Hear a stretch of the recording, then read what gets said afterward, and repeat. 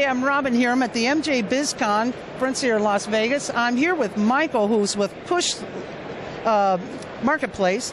You are making a difference in how people actually are trading this more like a commodity, right? Yeah, that's exactly right. So we have a business-to-business wholesale marketplace. One of the things that we've seen in the evolution of the cannabis and the hemp industry is a ton of volatility and a ton of fragmentation. How do you streamline the commerce that runs the whole industry? So we've created a platform to help match buyers and sellers, figure out where the fair price points are. I know this is a big issue currently in the CBD industry.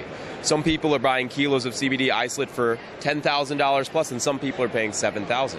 Why is that? And it's because there's not a good, transparent way of sharing information. So not only are we doing that through our platform, it's our goal to help commoditize the industry by developing SOPs that are going to help everybody across the board run their business. You're really bridging a gap here between the farmers and the businesses that are looking for those product lines and the extraction process that the farmers are using. Is that right? Yep, that's exactly right. We want to build the best bridge possible. One of the examples we give, if there are 1,000 farmers out there, you're an extractor looking for 10,000 pounds of material, you could call 1,000 farmers to find it. And so could another 500 extractors. Our team goes out there, we build the relationships, we get the right information on the platform that you need to make a decision in confidence, and then you use the platform to do all the work. Now a buyer can go on there and say, hey, I'm looking for 1,000 pounds, I want it to be between $40 and $50 a pound. You hit search, boom, instantaneously get all the information that you need to make a well-informed decision. A little bit like the true car of cannabis. Yeah, like an Alibaba or Amazon even. Wonderful, wonderful. And so the biggest question that we get asked all the time by our consumers is, why does CBD cost so much? And part of that is what the question that you guys are answering, in that you guys make a platform that brings everybody together and says this is not a fair market value. You guys are overextending the price. Is that so? You're hoping to bring that balance into the market where our consumers actually get a fair trade. Yeah, this is a really spicy question. This is a great question, Robin. You're asking, why are consumers paying so much for CBD right now? And the reality is that the people making end goods for consumers are marking it up tremendously. It's really the most lucrative part of the market because of the competition for the raw materials from the processors out there.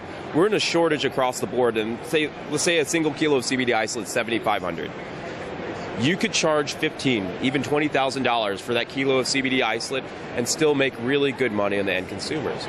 I don't want to say that it's greed out there, but the consumers are buying it. Supply and demand works both on the wholesale side as it does on the consumer product side. So people are buying it, they're sustaining the price points, and that's what's keeping the market prices high.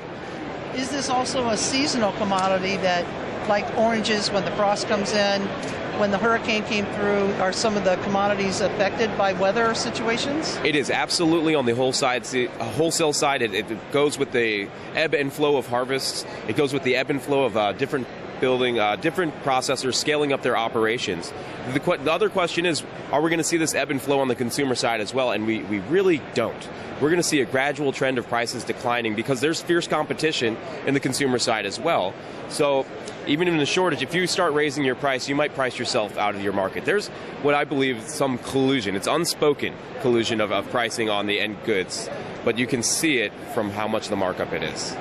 That is the true tell of the tale. Yeah. The tale of the tape, right? Yep. It's incredible medicine, though, and this is such a new item out there. We see CBD helping so many people.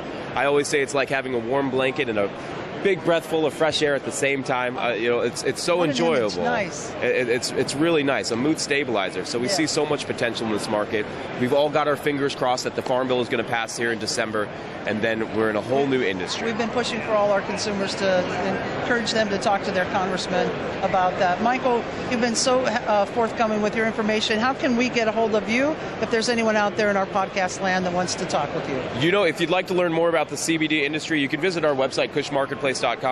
It is a business-to-business transaction platform. However, we have a blog up there that will keep you up to date from a very high-level perspective of what's happening in hemp and cannabis. Michael, we appreciate your time. All right. Thank you so much. This is Robin with CRW Network. This is our story. Thanks for tuning in to Cannabis, brought to you by CR World. To keep up with the latest in CBD and cannabis-related business, be sure to subscribe to our show.